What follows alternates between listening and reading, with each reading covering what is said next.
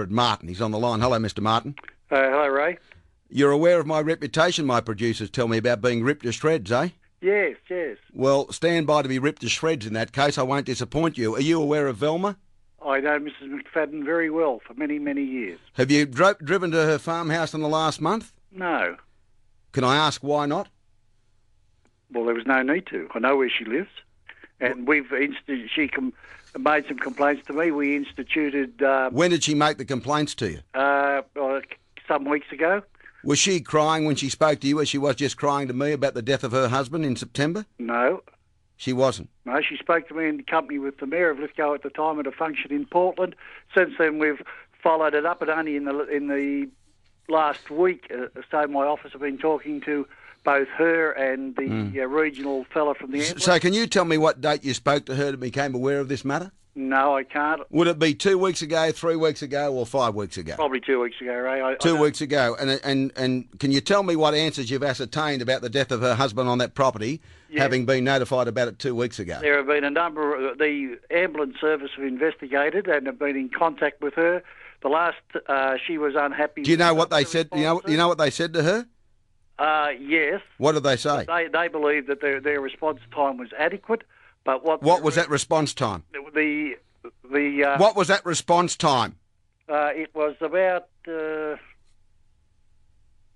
just look. You don't know, do you? You've been on the case for 2 weeks and you don't know.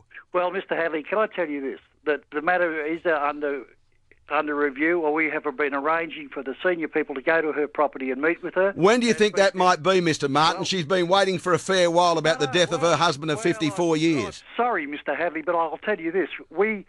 They have had trouble contacting her, and at one stage she said she didn't want that to happen. She's now agreed, and we've got the senior regional person from Dubbo. He may have already done it. Velma, have you been hard to find? No.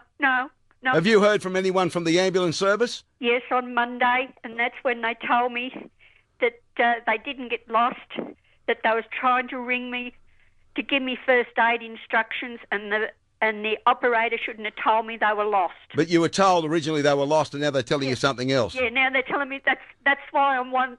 It's lies. It's lies. Yeah.